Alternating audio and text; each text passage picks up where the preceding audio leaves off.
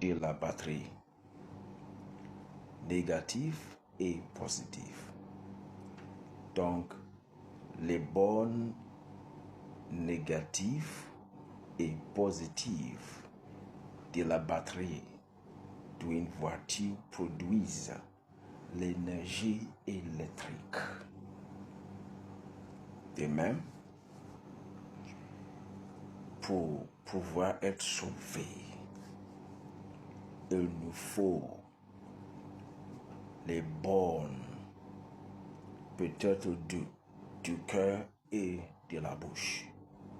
Parce qu'il est écrit, si tu confesses de ta bouche le Seigneur Jésus et tu crois dans ton cœur que Dieu l'a ressuscité des morts, tu seras sauvé.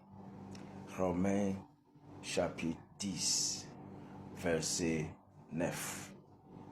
Et verset 10 nous dit que c'est en croyant qu'on parvient à la justice et c'est en confessant de la bouche qu'on parvient au salut. Donc, pour pouvoir être salut, il nous faut deux, le cœur et la bouche. Il nous faut croire dans le cœur et puis confesser par la bouche pour pouvoir être sauvé, afin d'être sauvé. Donc, je vais exprimer que il y a plusieurs gens qui font des bonnes œuvres, qui vont à l'église, ils sont pleins de bonté, ils sont gentils, ils font des bonnes œuvres à l'église, au sein de l'église, et il y a plusieurs parmi ces gens qui pensent que après cette vie, ces œuvres trouvera un endroit pour eux au ciel. Mais cela, c'est la tromperie. Cela, c'est la séduction. Et il ne faut pas laisser le diable nous séduire. Il veut nous séduire pour nous détruire. Nous ne devons pas le permettre à faire cela contre nous. Je te montre la voie excellente par la grâce de Dieu. Je te montre la voie, le chemin que Dieu nous a montré. Jésus a dit, je suis le chemin, la vérité et la vie. Personne ne peut s'approcher du Père sauf par moi. Et aussi, il est écrit que si tu confesses de ta bouche le Seigneur Jésus et tu crois dans ton cœur que Dieu l'a ressuscité de mort, tu seras sauvé.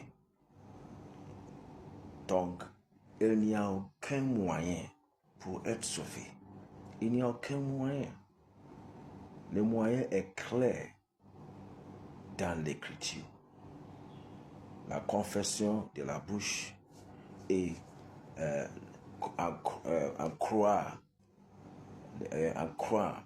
dans le cœur. Donc, il faut que nous comprenions ceci. Parce que plusieurs gens sont dans la tromperie. Ils ont été déçus par le diable. Donc, je te fais savoir et comprendre maintenant que si tu vas à l'église, si tu fais des œuvres, des bonnes œuvres, et ainsi de suite, il te faut aussi faire une seule confession. Cette confession, ce n'est pas une confession à un autre homme ou peut-être est un sacrificateur. Cette confession doit être faite au souverain sacrificateur. L'apôtre est souverain sacrificateur. Le Seigneur Jésus-Christ. Selon Hébreux chapitre 3, l'apôtre est souverain sacrificateur. Jésus-Christ. Une seule confession de vie. Est-ce que tu es arrivé à faire cette confession dans ta vie? Est-ce que tu as pris le temps de réfléchir à cette chose? Est-ce que tu as l'opportunité de réfléchir de cette chose que je partage avec toi? Parce que celles-ci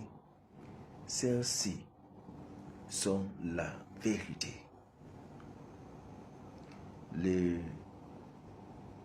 Quelques gens seront dans le choc. Ils seront choquants parce qu'ils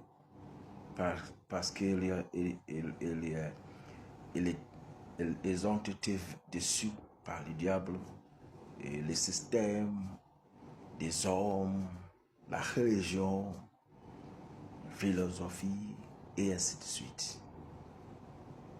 Donc, s'il te plaît, veuillez comprendre que il y a une seule confession, un seul moyen d'être sauvé. Et je viens d'expliquer ça à toi. Êtes-vous prêt à faire cette confession, à faire cette prière qui va changer la vie, qui va te transformer pour toujours? Prions alors. Dites ceci après moi. Seigneur Jésus, je viens à toi comme je suis. J'admets que je suis pécheur et que tu as été mort, mais Dieu t'a ressuscité des morts pour moi. Donc je te reçois dans ma vie maintenant. Viens dans ma vie comme Seigneur et Maître. À partir d'aujourd'hui, je marcherai avec toi. Merci de mon salut. Amen. Félicitations. Si après, bien-aimé, si après cette prière, évidemment, si tu as fait cette prière avec ton cœur et ta bouche, si tu l'as fait, si tu as fait cette prière en sincérité, si tu as fait cette prière en vérité, tu viens d'être sauvé. Tu viens d'être un membre ou un membre de la famille de